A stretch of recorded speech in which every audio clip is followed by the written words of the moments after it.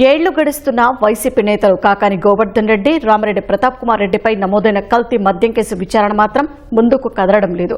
2014 ఎన్నికల వేళ ఓటర్లకు కల్తీ మద్యం పంచిన కేసులో వీరిద్దరూ సహా మరికొందరిని నిందితులుగా చేరుస్తూ కేసులు నమోదయ్యాయి. 2017లో సిఐడి పోలీసులు ఛార్జ్షీట్ దాఖలు చేశారు. అయితే కీలక దస్త్రాలు గల్లంతవడంతో విచారణ ముందుకు సాగడం లేదు. దీంతో ప్రజాప్రతినిధులపై నమోదైన క్రిమినల్ కేసుల విచారణలో జాప్యానికి వీల్లేదన్న సుప్రీంకోర్టు ఆదేశాలకు తూట్లు పడుతున్నాయి. ఎన్నికల వేళ ఓటర్లకు కల్తీ మద్యం పంచిన కేసులో వైసీపీ నేతలు మాజీ మంత్రి కాకాని గోవర్ధన్ రెడ్డి, మాజీ ఎమ్మెల్యే రామిరెడ్డి ప్రతాప్ కుమార్ రెడ్డిపై పుష్కర కాలంగా విచారణ ముందుకు సాగడం లేదు.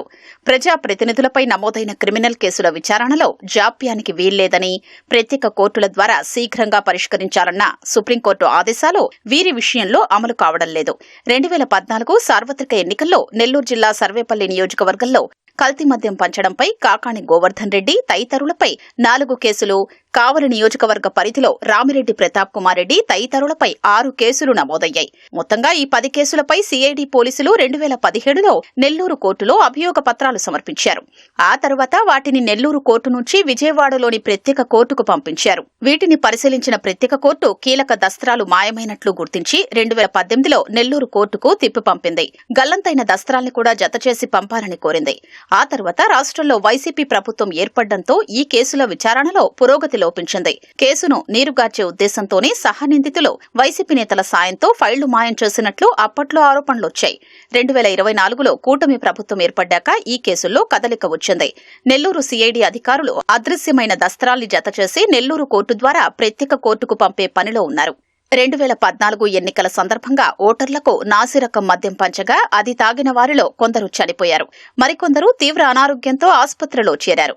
అప్పట్లో ఎక్సైజ్ అధికారులు తనిఖీ చేసి ప్రమాదకరమైన చీప్ లిక్కర్ను భారీ మొత్తంలో సీజ్ చేశారు. కాకాని గోవర్ధన్ రెడ్డి, రామిరెడ్డి ప్రతాప్ కుమార్ రెడ్డి గోవా, కర్ణాటక, పుదుచ్చేరికి చెందిన లిక్కర్ మాఫియాతో చేతులు కలిపి మద్యాన్ని సర్వేపల్లి, కావలి నియోజకవర్గాల్లో డంప్ చేసినట్లు పోలీసులు తేల్చారు. పలువురు నిందితుల్ని అరెస్టు చేయగా కాకాని, ప్రతాప్ కుమార్ రెడ్డి తదితరులు హైకోర్టును ఆశ్రయించి బెయిల్ పొందారు. ఈ ముఠాలోని కీలక సభ్యుడు, అంతర్జాతీయ స్థాయి నిందితుడు గోపాలకృష్ణస్వామి అలియాస్ అప్పు రిమాండ్లో ఉంటూ జైల్లోనే చనిపోయాడు. న్యాయవాది అశ్వనీ కుమార్ ఉపాధ్యాయ వేసిన పిటిషన్ను విచారించిన సందర్భంగా ఎమ్మెల్యేలు, ఎంపీలు తదితర ప్రజాప్రతినిధులపై నమోదైన కేసుల విచారణలో జాప్యాన్ని నివారించేందుకు సుప్రీంకోర్టు 2023 నవంబర్ 9న కీలక మార్గదర్శకాలిచ్చింది. ఈ కేసుల పర్యవేక్షణకు హైకోర్టులో ప్రత్యేక ధర్మాసనాలు ఏర్పాటు చేయాలని తెలిపింది. ట్రయల్ కోర్టులు తప్పనిసరి పరిస్థితి అయితేనే విచారణలు వాయిదా వేయాలని సూచించింది. ట్రయల్ కోర్టులో పెండింగ్లో ఉన్న కేసుల విచారణను వేగంగా ముగించేందుకు హైకోర్టు ప్రత్యేక ధర్మాసనం ఎప్పటికప్పుడు ఆదేశాలు ఇస్తుండారని పేర్కొంది. విచారణ పురోగతిపై నివేదికలు కూడా కోరొచ్చని, స్టే ఉన్న కేసుల జాబితాను రూపొందించి తగిన ఉత్తర్వులు ఇవ్వాలని తెలిపింది. స్టేలు ఎత్తివేయడంతో పాటు విచారణ ప్రారంభానికి ఉన్న అవరోధాల్ని తొలగించాలని మార్గదర్శకాలిచ్చింది. ఇవేవీ కాకాని, రామిరెడ్డిపై నమోదైన కేసుల్లో అమలు కాకపోవడం న్యాయవర్గాల్ని విస్మయపరుస్తోంది.